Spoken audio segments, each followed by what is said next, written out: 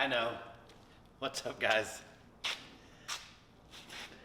I know I can never leave anything alone. That's what that is. Stay tuned.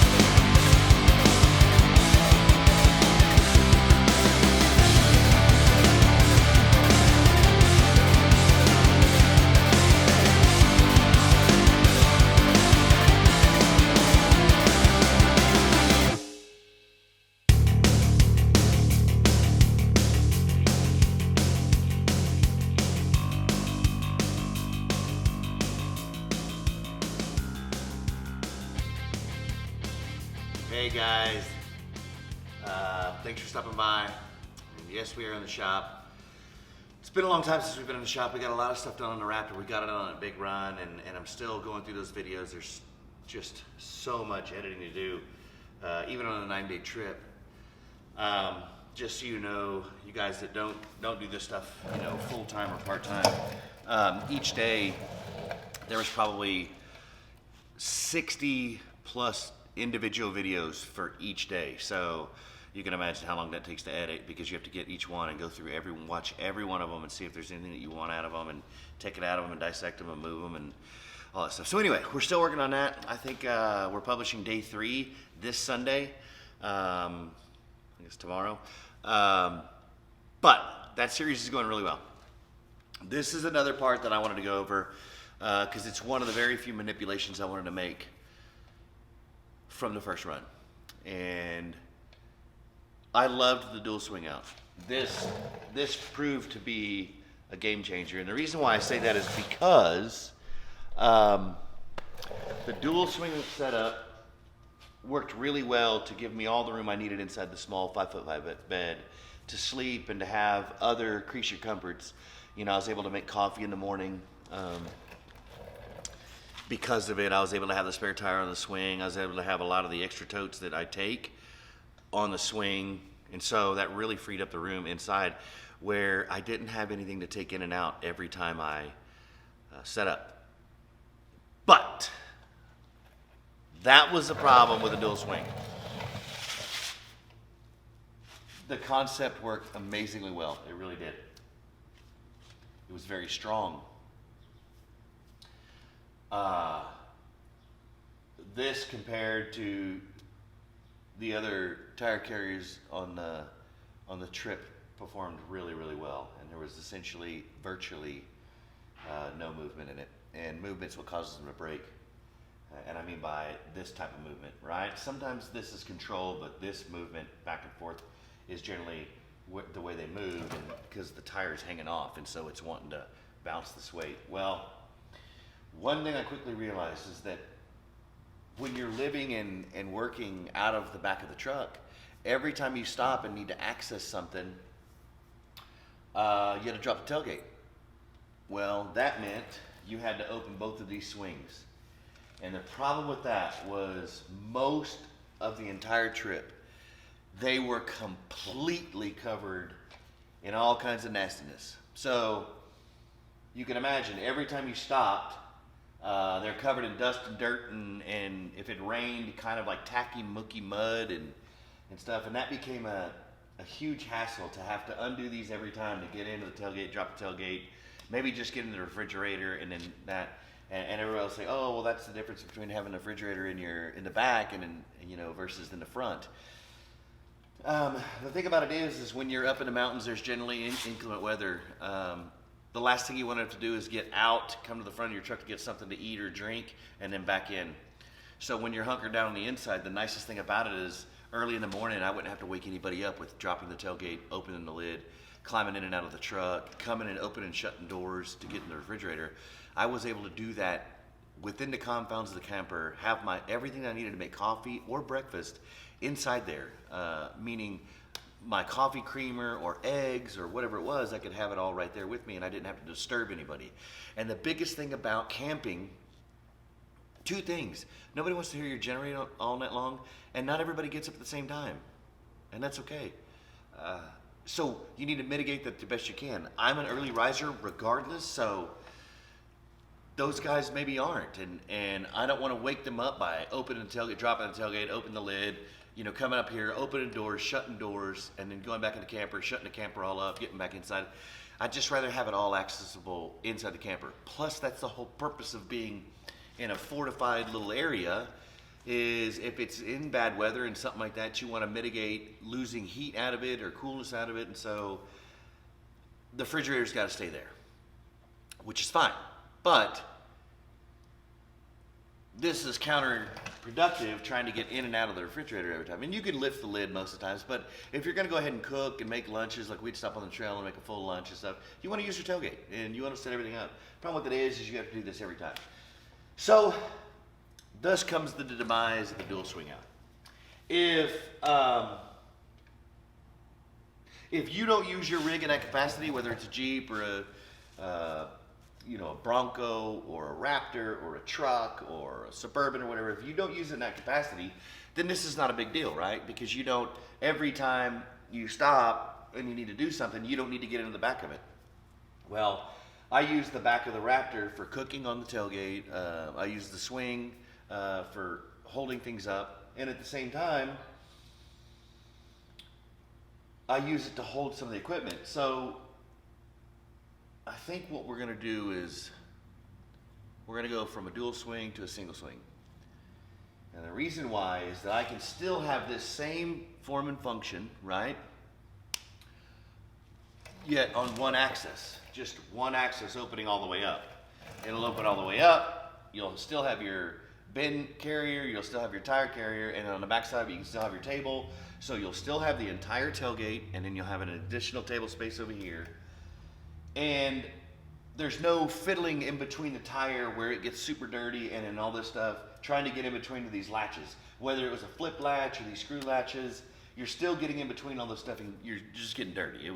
I took a shower, the first day it happened, I took a shower, and then, it was literally the next stop getting into the back, and I was covered. And we hadn't been on the trail an hour. And I was kind of like, man, I've already got to change because I was super dirty. And so I want to change that. I want to be able to make one attachment point right here where it's captured here, and it's still very sturdy, a very sturdy capture, but that way it supports the weight of the rail as it shuts, okay? So that there's no direct pressure on that pivot point over there at the end when it's in a stored position. And that's the biggest hindrance to anything and makes everything weak, right? Is when it's in a stored position, you don't want anything supporting any more weight than it has to. So I want to build a capture that when it swings closed, it, again, like the original one, captures the top and bottom and back. That way, there's three sides that it's captured, so you're supporting the weight downward, backwards, and controlling its ability to come up and bounce on the trail. That way, when it's in a locked position, all the weight is being supported by two ends. The end down here and the end over there. Instead of the single pivot point being the support for the entire system. I've seen them fail. If you want to, see something, you can see after Expo, I think Flagstaff. You can go check out Jason from Primal Outdoors if you're going to have an idea about doing something like this. And he had it on the van, but same concept. He has a dual swing out. And just because it had the single point of connection, it ended up breaking off, and it broke the shank. And it's a 2-inch shank, and that's saying something. So this way, when it's captured, there's no way for it to move. So therefore, you're not weakening one position or the other. And then again, when it swings out here, all that weight will be on that single point, but it's just standing here free. It's not like, it would be doing this. So it's just supporting the weight, which the tire's main portion of the weight would be closer to it. So therefore, it's not like it's hanging on it. So without further ado, that's what I'm gonna do. I don't know. I think that's about it. I'm gonna use some of the stuff of this. I already did. I've already cut some of it up. Because it's still, you know, it's made one trip. It's still in great functioning position. Just not the way I want to use it. So, stick around, and again, thanks for hanging out. So, you guys can see, I've started working on it a little bit. What you're going to see here is, these right here are quarter plates. We're going to call them reinforcement plates. And so, basically it just runs the shape, and the reason why is because I felt like instead of just using the center slug going through and capturing on the bottom and on top of the weld, I figured this gave it more stability. So I've actually made it a riser. So on each side, you'll see these captures that I built in, and I just seamed them across the front and then across the side and across the back. I'll end up making a vertical plate on the backside of the bumper that'll join the two separate bars together to give it rigidity this way, right? So you'll have it going across this plane, and then you'll have it on the back plane that actually attaches to the back side of the frame and supports the bumper. I did the same thing, but in a smaller form factor for where the capture is that'll catch the swing arm. But let me show it to you. So I really loved the design we all came up with the first time. So this is kind of similar, okay? And it's essentially, I'm calling it the Ultra Swing 2.0. But if you can see, here's the standard form of the bumper, and then there's your pivot point. This will be your capture. And so it's the same idea, right? Here'll be your tire. This is where your tire will be, as close as it can be to this pivot point. Therefore, the weight is directly being supported here. It's not being hung off. And then again, this right here will be where your box is set, and they'll be directly resting on this side of the capture. So therefore, all the static weight setting down and creating downward force is being captured while you're in the moving position. The reason being is because if you can best capture this evenly, then both sides are supporting weights. And I think this side, they say, will support a static load of 1,000 pounds. Well, if you consider that, we split this in half, we say that's 500 pounds each side. That tire weighs, I think, 140 pounds. And then these two boxes over here with coupled with the bracket and base capture, you know, are probably 100 pounds. So, you know, splitting between the weight that you're going to add to this thing, say you're at 300 pounds, now you're splitting 300 pounds against this entire surface. And so therefore that's 150 pounds each side. You're well under what this could do statically. Now, when you talk about being on the trail, what I was telling you earlier is if you're looking at the back of this, you never get movement this way really, right? The movement is it wanting to separate itself away from the truck. And that's what causes them to break, that constant jiggling. So that's going to be the challenge. The challenge, and I'll explain it to you on the bumper, the challenge is this part is going to have the arm going across where the tire will hang out of it. And so it'll want to wobble this way. The challenge is going to be supporting this backwards to here so that therefore, it can still pivot, right? But what it can't do is it can't move like this. Okay, what's up? So, kind of working through things and conceptually how I was going to do it. And I thought I was going to go to the original 2x2 by 2 3/16 tubing, but get my weird glasses off. But I thought instead of having the pipe inset in the middle of here, what if I could take it to the very edges, right? And disperse more of the weight across this whole piece versus in the center section. So that's what I did. So it took me a second to mock this up, but you can see it's completely level. I don't know, I mean, obviously you probably can't see it, but it's completely level. And so this is kind of what I was going with. And the reason being, is because now you can see kind of the way it's going to be set up. Now over there, there'll be something similar to that, but obviously it won't look like that. There'll be a piece of ABS plastic shaped like an L that'll capture the actual gate when it shuts. And so it'll set on that, on the bottom, it'll rest on it, and then again it'll rest on the back. So when I actually lock this thing into place, it'll be captured at least on 2 axes, one against the back plate and then one down against the weight against the base of it. So that's gonna help alleviate a lot of the want to do this. Now, the reason why I went with something so wide is because, again, remember, so when a tire hangs off of right here, they want to do this. They want to shake back and forth when you're wheeling, okay? And it's never up and down, it's this. And so I figured with a larger piece of stock, when I actually build the capture over there, I think what I'm gonna do is,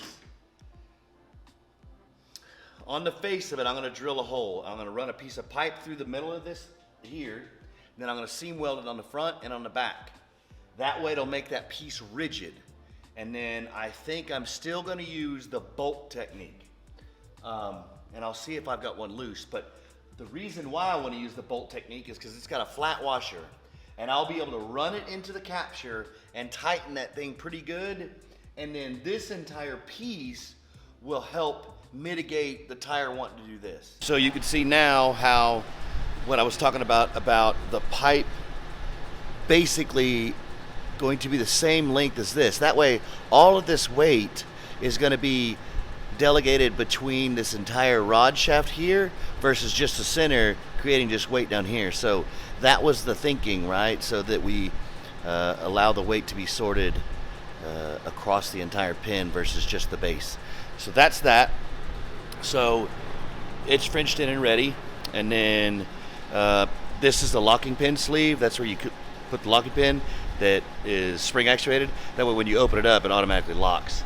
But anyway, I wanted to show you the capture. So I'm really big on heavy duty, sorry about that guys, heavy duty captures. And so this is kind of what I've come up with. And none of it's tied in together yet, but you can see this comes down the bumper leg and it'll be captured in this area. Now this isn't supposed to be an end cap, it's just for structural rigidity right here, right? So that way this plate doesn't want to be backwards. Because my thoughts are the way it's laid out there. What it'll do is as it comes in, it'll come in and attach here. And from there, I'll capture a nut and I'll show you what I'm talking about. So for rigidity's sake, I don't like the standard clip style brackets or attachments. And the reason being is because you can get them so tight, but there's still movement in the actual joint. Like if you'll see, if you watch slow-mo video of a tire carrier on the back of a vehicle, you'll see that there's about probably 3/8 of an inch of movement on that clip. What I would never want to happen is it to come loose. If it come loose, that would be catastrophic because it would do a lot of damage if this thing swung open and, you know, I don't know, caught the trail, hit a tree, whatever. It would do some significant damage to the truck. So my captures that I've been using, I've been making these guys, and that's a 1-inch bolt. So 1-inch bolt with a flat washer, and what I'll do is I'll drill a hole and this will come through it, okay? And then I'll weld a washer here so that it won't come all the way out. It'll just move enough to thread into the nut that I weld into this area. So that way, when I draw it in, this will be flat on this base plate, dispersing all the weight and forces around the entire face, and then that'll draw it in like this, see?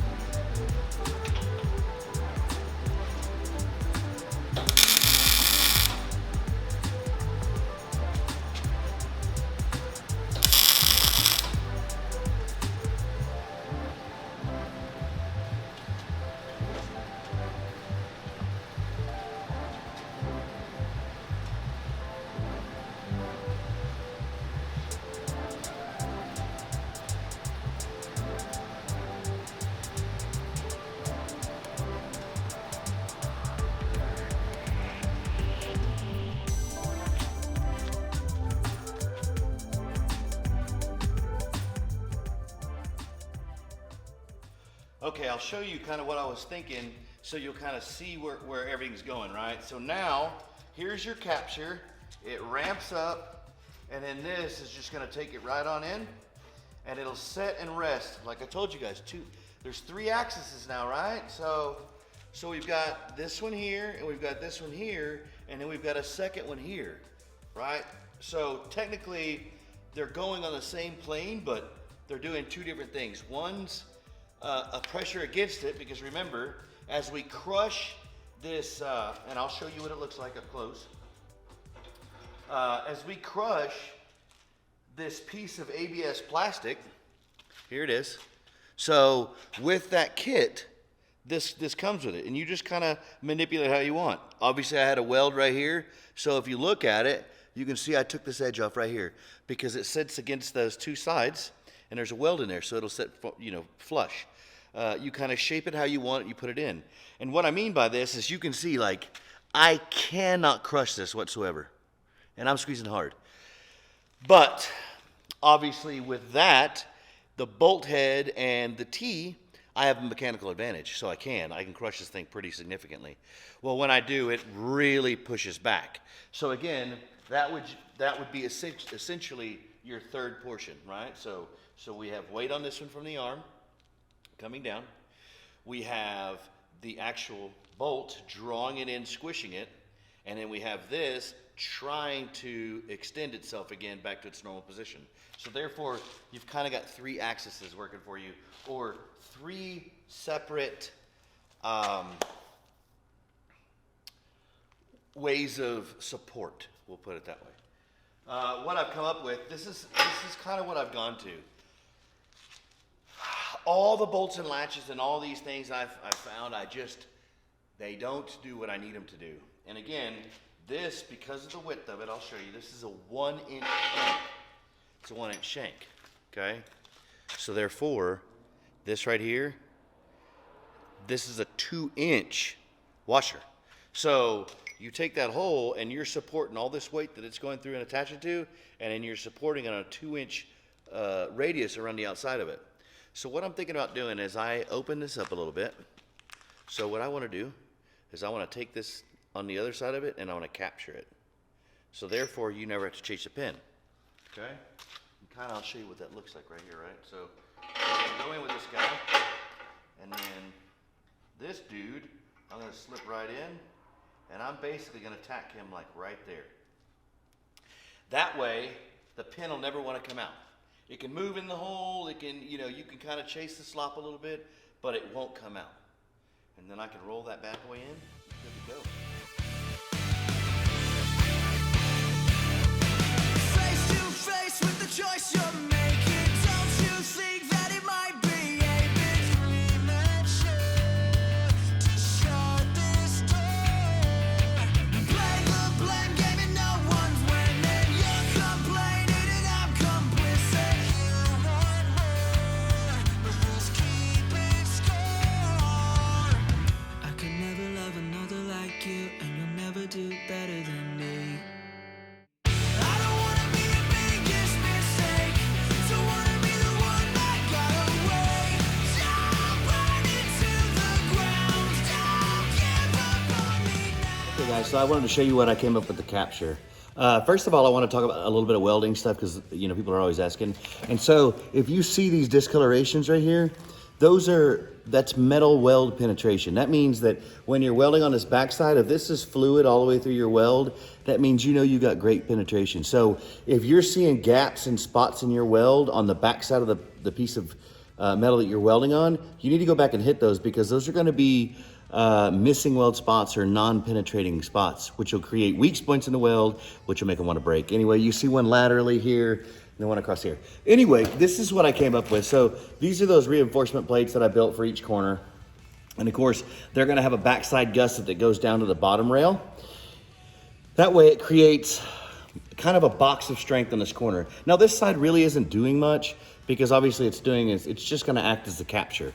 But I kind of wanted to show you guys what I came up with, and so you guys can understand what's kind of going on. So I welded a nut here, And then this piece right here is basically just a reinforcement, because obviously when you tie the bolt in here to where the actual swing sits, and I'll show you that in a second, when you're tightening it in, trying to pull it this way, if you didn't gusset this, even though it's 3/16, it would want to bend in this way. Therefore, you wouldn't create a complete snug fit, because you're screwing this bolt in and this is leaning over, so therefore there'd be a gap in the middle where it would want to do this.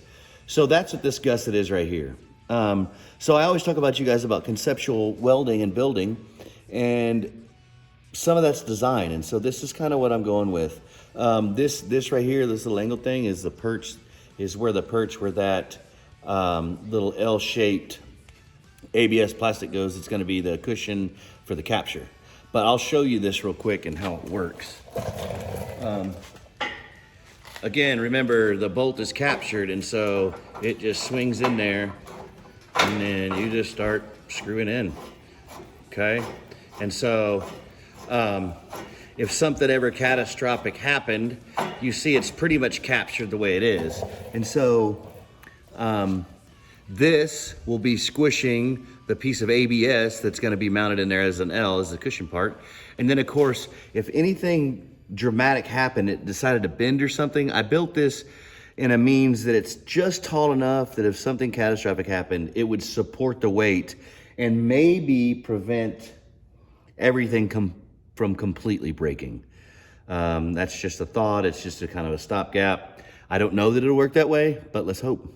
Anyway, we're just going to continue bumping on. So the next thing will be the actual vertical tire piece that we mount down the line this way. So you'll have your vertical tire piece right there for the tire, and then in this area will be the little drawer area, or shelf area as we call it from the last one, where I'll come out this way and it'll support the two outside bins with my air stuff and then my recovery, and then of course the chainsaw. And then other than that, there's not too much left. I'll do the backside plates for reinforcement, and I'll show you guys that. But I definitely feel like this is going to be a far better product. Okay, so you can see we're making progress constantly. So here's the swing as it sits, right? Tire, I've got it measured for a 37. Which, and the reason why I did that is because I'm never going to go larger than 37 on the Raptor. I just don't think it's necessary. That being said, all the dimensions are based on a 37-inch tire. And that's laterally on this and then vertically here. So the reason why is I don't like to make the trees super tall, because then you have a lot of extended weight on top of the arm wanting to pull it this way, right? So I want to keep it short. And the reason being is I'll split half the weight down here between the bumper and then the rest up here. And so there'll be less, we'll call it less hanging fruit up here. So the only thing that's going to be hanging up here is about half the tire, instead of the entire tire being above or equal to the swing. Which means, I'll show you if you want to look. So the middle circumference of a 37 is about that far. So what it gives us is about an inch between here and the center part of here. So the center part of this to 18 is right to the edge. And so it gives you an inch clearance between here, and then it takes it over here. It puts it right, essentially, I'll show you where it is. 18, there's my mark. So it puts it right here on this edge. So again, we're trying to keep that mass weight closest to the pivot point as we can. Now, EMS Off-Road, if you guys choose to go this route with this type of spindle and stuff, EMS Off-Road states that they've seen 1,000 to 1,500 pound rating on this. The 1,500 is more of the weight associated closer to the pivot point. 1,000 pounds is something all the way to the end. Now, when you think 1,000 pounds, make sure you consider the metal of the swing that you're building it with. So the 1,000 pounds is no weight on that spindle, okay? And then everything you add to attach onto the spindle, including your arm, is added with that weight, right? So right now this arm plus the tire vertical and carrier, is probably around 100-ish pounds, 110 pounds. You add that with this and its other box, we'll say that's another 40 pounds. So we're at 140, we'll call it 150 to round. One of these tires is 140 pounds. So if we're 150 and 140, we're now at 290. So right now, the way it sits, it's gonna be, this pivot point is gonna be supporting roughly 290 pounds. If you wanted to round it and go 300 pounds, again, we're still saying, and the manufacturer's still saying that it will hold 1,000 pounds static weight. So the reason why I say static is because obviously if it's, you know, without it moving, right? So if you just set 1,000 pounds on it, it would hold that. Now, if you went to moving that 1,000 pounds, it'd probably break. But again, that's why we went with such an in-depth capture, to support the weight of it, to pull it back, and to create compression to better hold this piece of par and hold that tire from wanting to do crazy things. Anyway, I hope you like what we've got going so far. It is, I'm calling it the Super Single Swing 2.0 because I loved the design of the dual swings, but they just were impractical.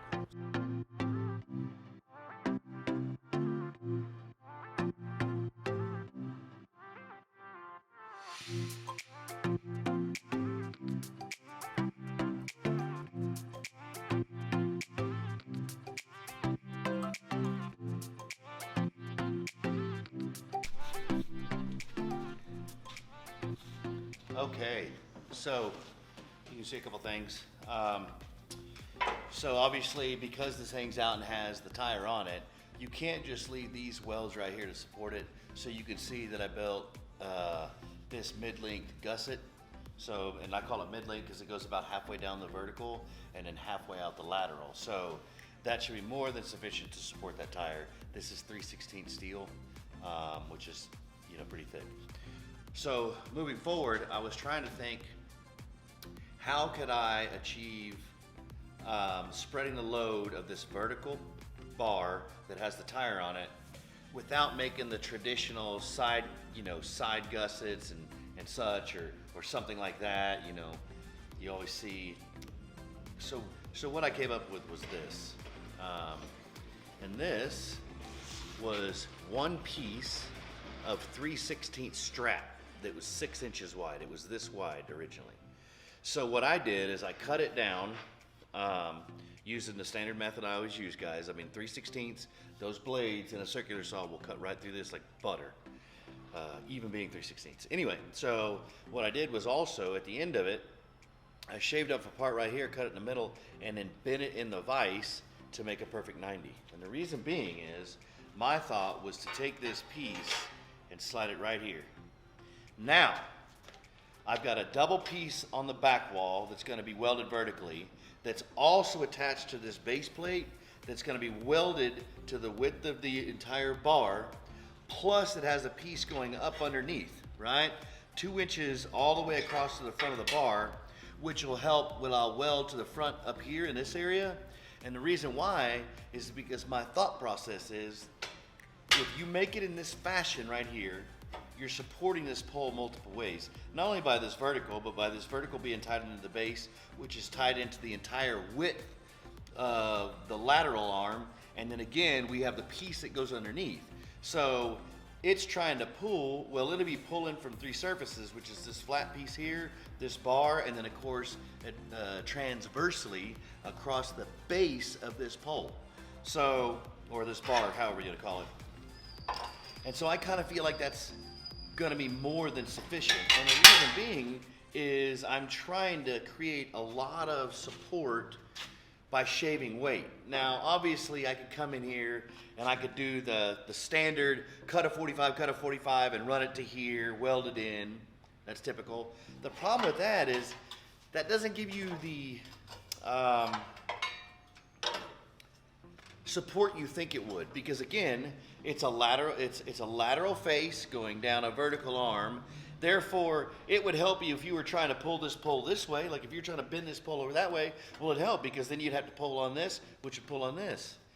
What it doesn't do is stop anything from wanting to do this, because again, it's the same welding fashion or attachment fashion that you did with this, because we've got the 2 sides and the 2 fronts. Well, that would be welded the same thing. So it would still be subjected to the same type of force pulling forward. Then you would have to reinforce the backside of that so that it wouldn't want to fall forward. So my thought is, instead of doing all that extra work, this, right? Like, I feel like this is an ingenious piece because, and not only, so it welds to the center of this pole, but to the strengths of the corner, which the corners are the strengths of the pipe.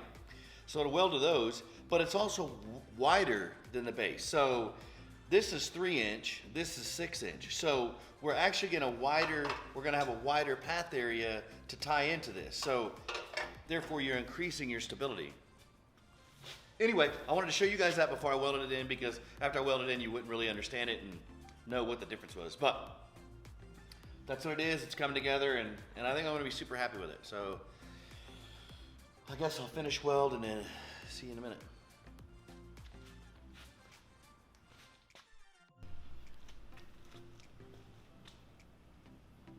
What do we think, guys?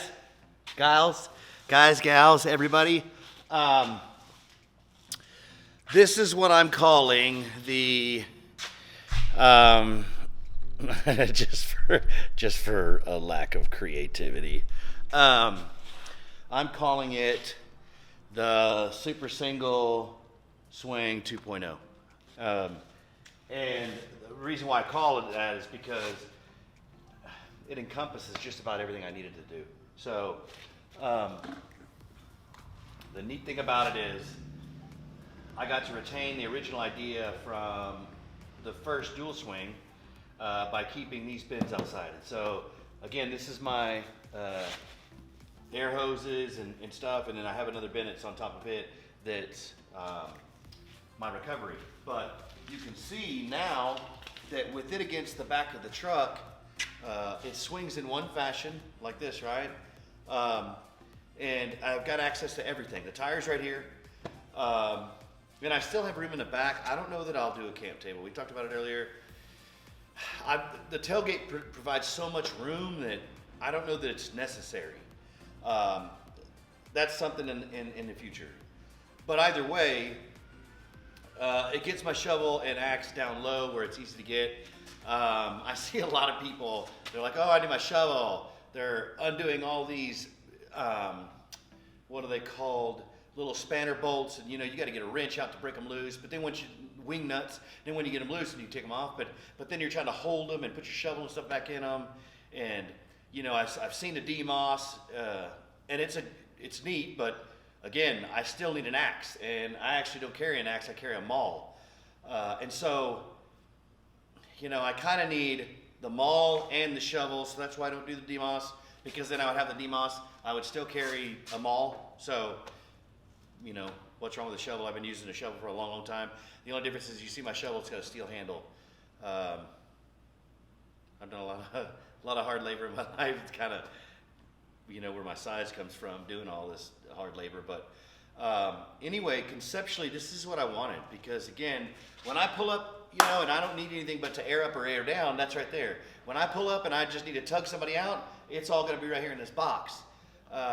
Other than that, I'm good. If I pull up and somebody needs a shovel, there's a shovel.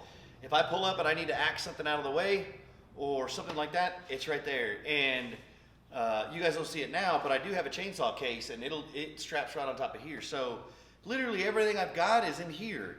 So basically anything in the vehicle is only stuff that I use at camp, which I don't understand why everybody packs all that stuff in their vehicle when you can't get to it. How the hell are you going to use it? I'm blown away by seeing all these people on the trail, and if they need a tree saver, or if they need a rope, or if they need tools, they're tearing their whole vehicle apart to get it out, and I've never understood that. Conceptually, it never made sense. Especially when there's all these systems like Goose Gear and all these things that people have. They spend more money on Goose Gear, well, you still got to climb in and use it all. I don't have to climb in and get jack. And the way the camper's set up now, I just roll up and open the back, and if I'm going to sleep, I just climb in and go to bed. If I want to make coffee, I can make coffee in there. I can make coffee outside. But what I'm trying to get at is you guys need to stop using what you see on TV as how you should do it. It's not necessarily the best way. The one thing else I'll have out here is a fire extinguisher. If these things are readily available outside, then you're digging through your vehicle to get them. You're getting everything in your vehicle dirty. Like, why? So that's why this concept is really what I've been working to get to, because it encompasses everything I need to get to on the outside versus on the inside. And we're always talking about work smarter, work smarter. Well, that's what this is. This makes everything smarter. I walk up, and this is the way we used to put our shovels and axes in the headache rack at the ranch. So they were not thrown in the back of a truck. They were attached to something that you had to have pliers to get off or bolted in. None of that makes sense to me. If you need them, you want to get them. You don't want to go look for pliers to get them out, to undo the little ratchets with the little compression plates. So this I roll up, and I just slide it right out of there, and I go to doing whatever I need to do. Killing snakes, whatever. But that's where I've kind of drawn all this stuff from in hopes that it makes life easier, right? And so that's about, making the trail easier is what we want. And so, well, not the trail. We want the trail rough and just gnarly and terrible. But as far as like managing difficulties, we want it easy. So that's what I came up with. I hope you guys like it. Comment below if you guys see another necessity that needs to be put out here or something important that you think would work with this. But either way, I appreciate you watching, and I appreciate you guys being a part of it. Remember, we're on Patreon. Patreon I use directly for the channel. It goes directly into the oil and gas for this thing. It goes directly into the sanding discs and blades I do for building things like this.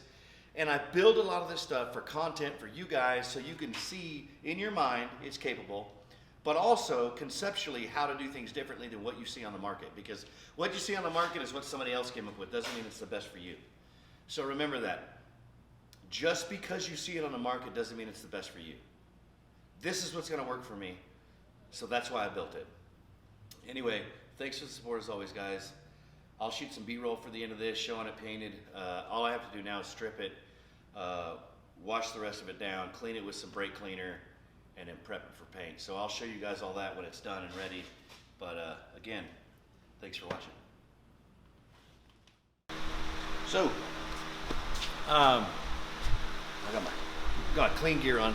Did a little grinding, getting a couple other things situated. But anyway, I got this finished. I got the shop cleaned up in this area, and I figured I'd go through it real quick. So everybody knows that I talk about what good is your gear if your gear is not accessible, and that's the conception behind this bumper. So obviously, the spare tire's got to go somewhere. It can't be underneath, rock crawl, and it drags. It does drag. This is actually not so bad because it's on 37s and a little higher. It's got about a 3-inch lift with the leafs and the 3.0s, but either or, we got it from out underneath and put this up here, and we put an onboard air system underneath. Well, this is here obviously, and we wanted something sturdy. And on top of that, with my swings, I've always said, hey, well, if everything's inside your truck, you have to go in and out every time you need to get something. Well, what if I need recovery gear? Well, what if recovery gear is really dirty? These totes, I keep them in these totes. So right here is recovery, and then right here is my air. So going in and out of these boxes, it doesn't matter if it's snowy, wet, muddy, whatever. It goes right back in these boxes, and it's always on the outside of your vehicle. How many of you have your gear inside, or where you have to move a bunch of stuff to get to it? This is the two things that you're going to use the most, so why not have it accessible? Max Track's kind of the same thing. I use them a lot for leveling. I have never used them for recovering myself, other than one time in the snow in Utah. And I ended up losing one in about 4.5 feet of snow. I recovered one, couldn't find the other. But it's something good to have, it really is. And then another thing I wanted is something to be heavy duty. So the captures that I built are a screw type that I used on just about everything. And the reason why is this is a 1-inch shank threaded into a 1-inch nut. And I think the shear strength on it is like 15,000 pounds. So supporting this isn't too significant. The tire's 140 pounds. These are about 20 pounds a piece, and these are probably 10 pounds put together. And you see just barely right through here, you see my shuttle and axe. So I'm assuming this is the swing together with the steel of the swing is around 300 pounds. So if the actual pivot can handle 1,000 pounds and the bolt is a 15,000 pound shear strength, I think it'll be sufficient enough to handle the load of this. And so, again, it needs to be sturdy, because one of the things I watch is on the back of people's vehicles when we're wheeling, their tire carriers are just going bananas, which is why I really wanted to build this beefy and why I wanted this to have a specific kind of latch. And if you've watched the rest of the video, I kind of explain the latch really well when I'm doing the design of it. And if you've gotten this far and you're not forced fast forwarding, you'll see, and it's really not a big deal to take this off. It's not, but in my opinion, it's the best way to do it. And so you basically just swing it open, and it's got an auto lock right there. So that makes it really nice. Now, the neat thing about it, and I'll kind of turn you guys a little bit. The neat thing about it is, from back here, I haven't decided what I'm gonna do, but obviously in front of the tire, I'll put the trasheroo, and then you can see where my axe and shovel are. The reason that is because I want them accessible by the side of the vehicle. This is what we do on ranch trucks. So we have these on our headache racks, or sometimes in the bed, on the side of the bed of the truck, because A, you don't want your shovel and axe sliding around all over the place, and this captures them. And also, you want to know where they're at every time you go to get them. So this is the thought process. What good is it going to do if it's bolted shut? Now you've got to go, you know, the ones I've seen are bolted together. There are a few that are quick release, but again, you're still fumbling, right? There's no fumbling. It slides right out. Same thing with the shovel. And it comes right out. And all that captures it is these, and you can see that this is built oblong. And the reason why I turned the square tubing off is because obviously the way the axe is built. So anyway, it'll just ride like that. They'll vibrate around, it'll loop, they'll move a little. You really won't hear them.